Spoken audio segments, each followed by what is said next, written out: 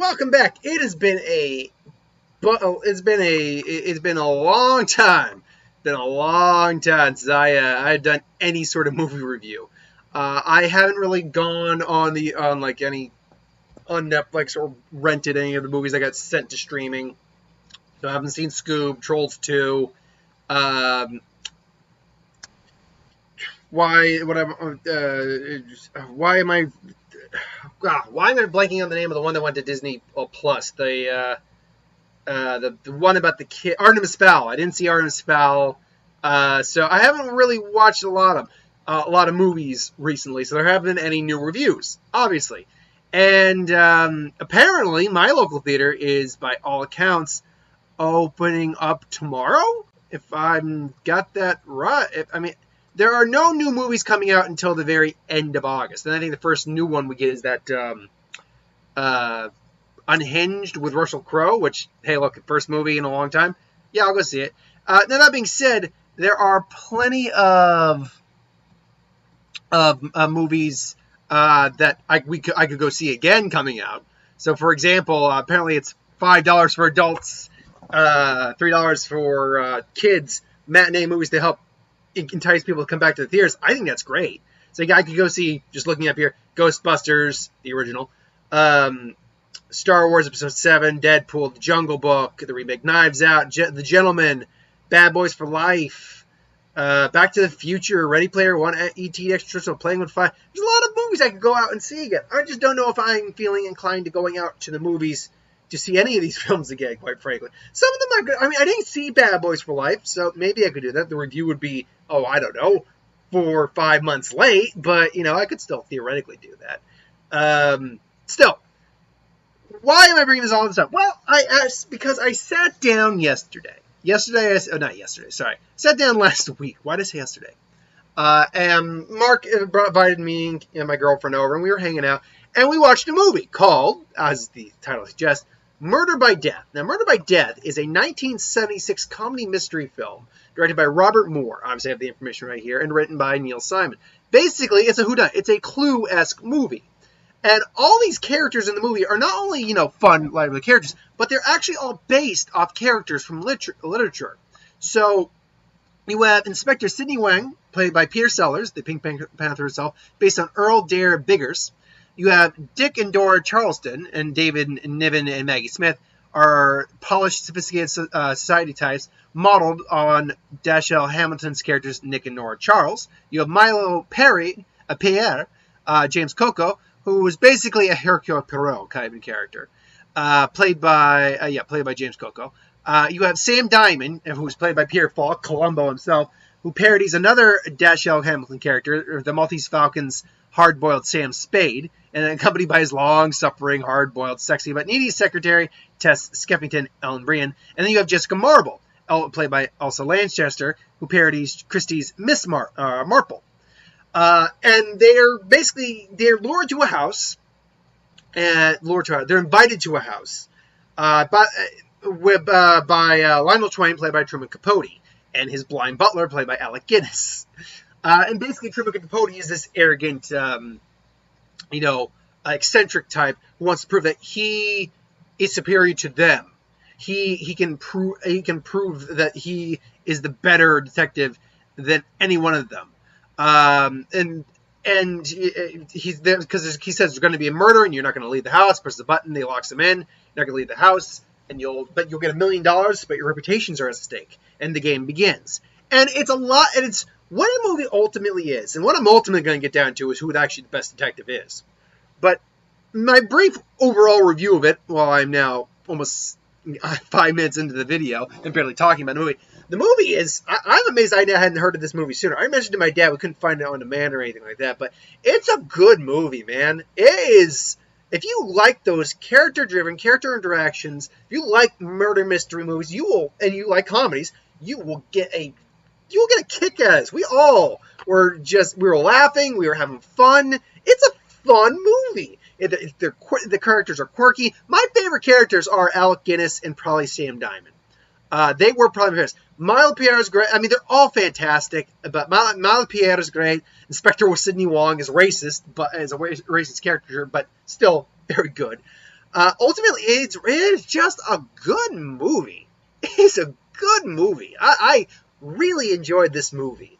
The way, and you're following along too, because as someone who never seen the movie, I called pretty much how it was going to happen, but why it happened and how, because it's kind of honestly easy to figure out who's going to be who did it, but it's the journey to get there that's the fun part. Obviously, I'm going into spoilers. The movie is what, 1976. The movie is a grand total of nearly 60 years old. So, yeah, I think I feel comfortable in saying that I can. No, not 60 years old. What the hell am I talking about? The movie's nearly 50 years old. But still, nearly 50 years old. I feel comfortable I can go into spoilers. I mean, I won't go too in depth into spoilers, but yeah.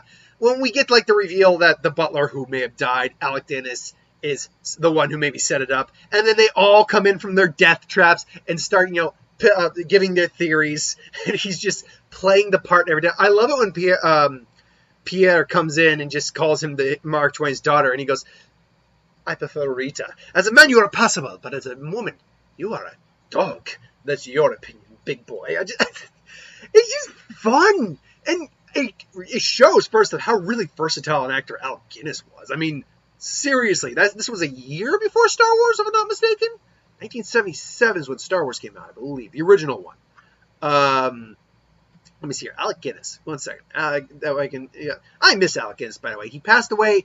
He lived all the way to 2000. Wow. He actually lived pretty. I keep thinking he died pretty early on, but no, he lived to be 86. And I think he passed away didn't pass away of natural causes. I think he passed away passed away from 1977. That's when the original Star Wars came out. Alec Guinness passed away from what? Died. He was inherited. Okay, man. It doesn't say if he died of anything specific. Man, just died of old age. But 86, he lived a full life, man. I loved Alec Guinness, man. I loved him to death. Not just for Obi-Wan, but for movies like this, Bridge Over the River Kwai. I remember watching a movie where he played, I think, King Henry was it King Louis? I think it was King. He was one of the French or British kings that got beheaded. I can't remember which one. He played that, and he was fantastic. Talk about an actor we all miss. Again, Sam Falk. You'll always be remembered for Columbo, but right after that, it'll be this that I'll remember him for. Milo Piet's great. Peter Sellers, legendary. You can't get David Niven. I love seeing David Niven pop up in anything, man. I love David Niven. Nancy Walker shows up as a deaf mute, which has some great interaction with a blind butler. But ultimately, what I really want to get into with this review is a theory I've had ever since I've seen the movie. And that is, and if you've seen the movie, you know what I'm getting at with this concept. But first off, this is like the biggest spoilers we're going to be getting into. So we're at the, 8-minute mark. So in about, 10 seconds starting, now I'm going to go into spoilers. So, 10, 9, 8, and I can timer here. So yeah, we're about to go into big spoilers, all that. So, if you don't want to be spoiled, this is where the review ends. So, go see this movie. It's fantastic if you like those old classic whodunit comedies. In the vein of Clue. Came up before Clue, quite frankly, the original movie. But anyway, so ultimately, we get the reveal of that it was Lionel Twain, who did it to set them all up. They all posed their theories. All their theories were wrong. Sorry,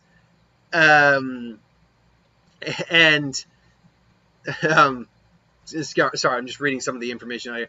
And then, they all leave. Wang's very angry. He killed a good Wiccan. And most of them are, bummed out, disappointed that they got, the best. They were fooled.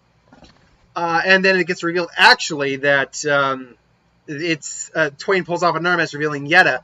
So the theory might be that Yetta is actually the real Lionel Twain, or she got away with a murder or something like that.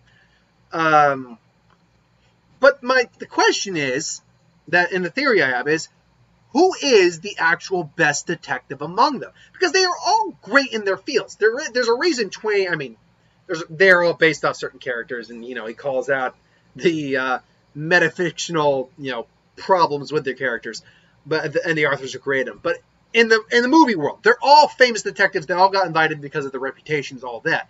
but they all got one up. Or did they? See, my theory here is there is one detective among all of them who is better than the rest and actually did solve the case, or would have solved the case. Now, where does this theory come from? It comes from the information placed through the characters' interactions, certain things that get shown up. And I'll go through all of it. But first off, who do you think I'm thinking of? Do you think it's Wang? Do you think it's Pierre? Do you think it's Diamond? Do you think it's Marbles? Do you think it's Sidney Wang? Charlestons.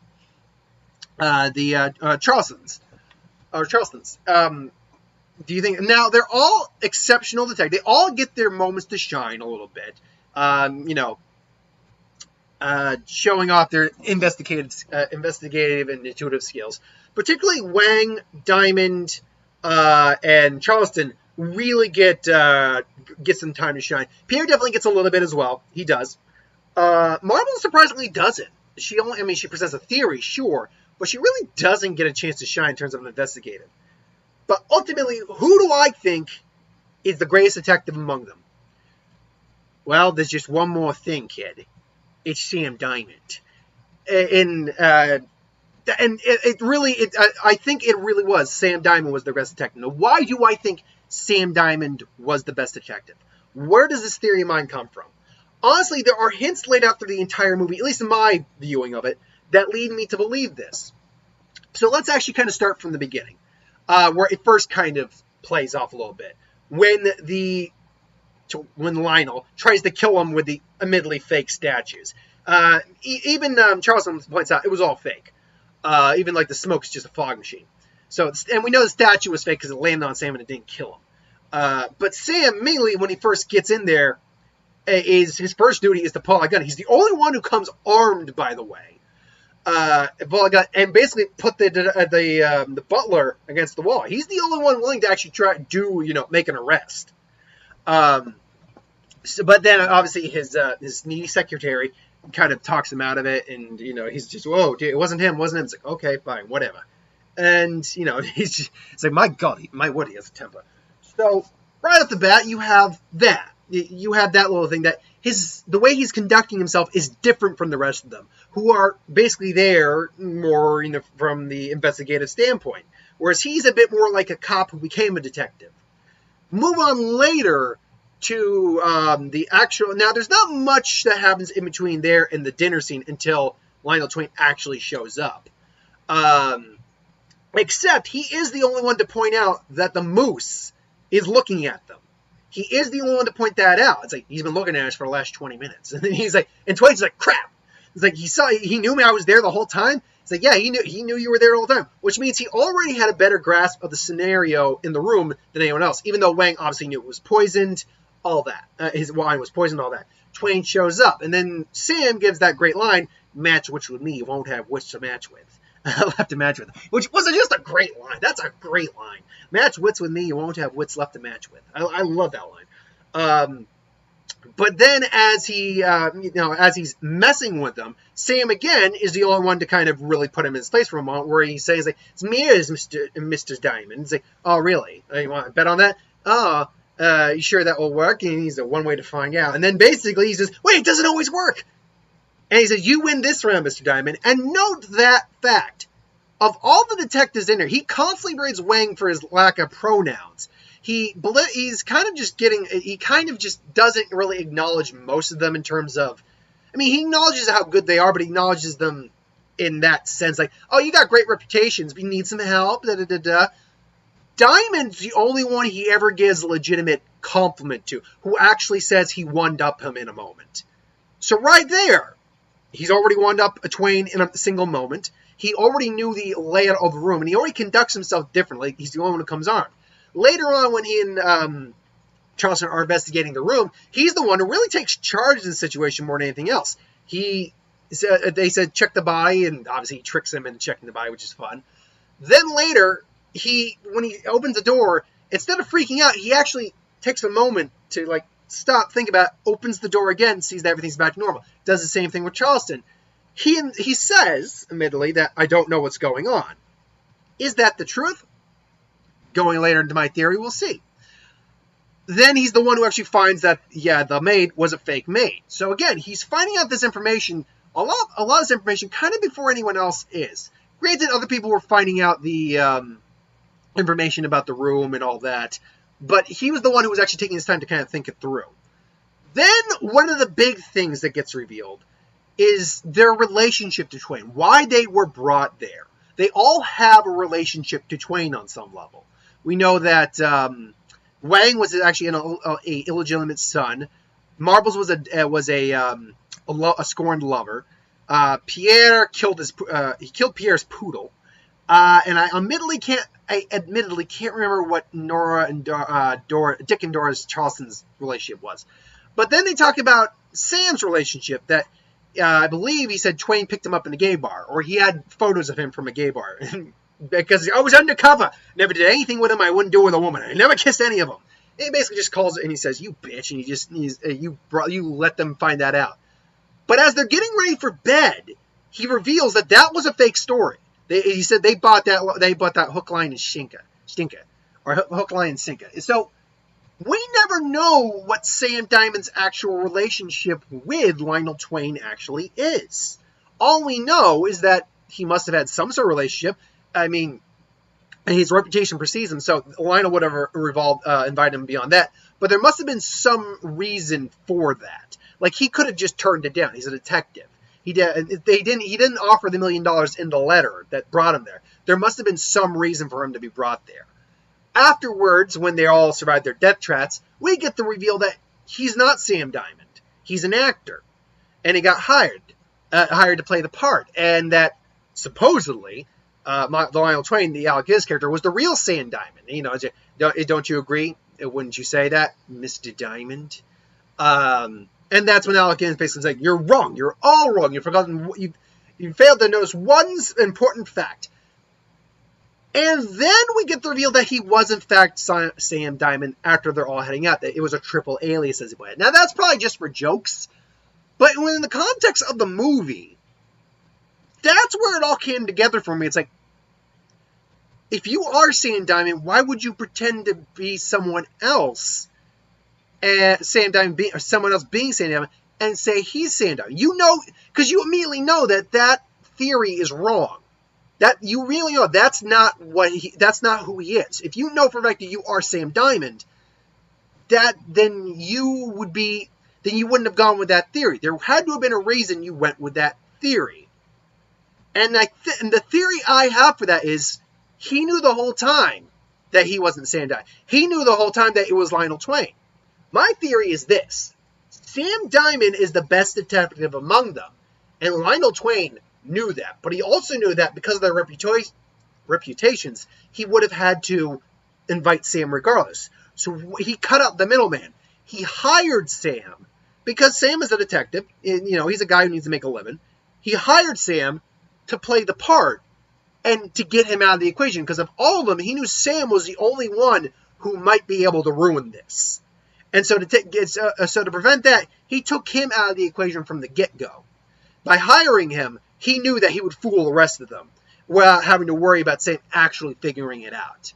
Because he seems very content with with the night at hand. He went with a theory that made no sense, and he knew it made no sense, but he went with it anyway. So why would he have done that? The only thing in my mind that actually makes sense is that Lionel Twain, notice that Twain drops the act after that. Granted, it's probably because he was the last guy there, so it's not like anyone else was going to come and present this theory at all. But I think at that point, when it's like the way he says that to him as well, it's like, all right, Mr. Diamond is like, no, okay, it's time to drop the pretenses, all right, time to drop the pretenses, and yeah, it's like he more than likely got paid off prior to it, or as they were leaving, Twain, gave him the money. It's like, well done, Mr. Diamond. Shame to you, Mr. Twain. And then they part ways. Oh shit! Tell me, Mr. Twain, I would have actually liked to have seen that. If I don't know, I don't think the director. First, I don't think the director's alive anymore. Who directed this? Robert Moore. Oh no, Robert Moore's only 57. Oh, he can still very well be alive. And Neil Simon is 91. He's still alive. Oh no, he died at age 91. Okay, I was about to say he. So yeah, he's no longer with us. But Robert Moore, Oh, no, he died at age 57. I take that back. So, yeah, they're both dead. But if anyone who's connected to this movie ever sees this video, and here's my theory, drop me a line. Just let me know. Is my theory even at all plausible or correct? Because I would have loved to see a deleted scene that actually reveals that, like, where he plays up. Tell me, Mr. Diamond, do you think you really could have solved this case? Well, I guess that's up for you to decide and for me to know. Mr. Twain, Mr. Diamond. And then that could have been a great end. I mean, it was still a good ending regardless. But I would have loved that. And again, it's probably maybe my bias towards the Sam character, because it is Peter Falk, plays a bit of a factor in that. And thinking that he was the best. But the evidence that I see presented really kind of points in favor of that being the case, that he knew the whole time. He was just there to play the part, and he played it well. But what do you think? First off, if you've seen this movie, what do you think? And if you have seen this movie also, what do you think of my theory? Put in the comments below and let me know. But until then, thanks for watching. Hope you enjoyed. Like, comment, share, subscribe. As always, who wants to review something, put in the comments below. Let us know. We'll do a review of it at some point. I'll be back. I'm pretty much done today. Back tomorrow with Who Would Win. Until then, thanks for watching.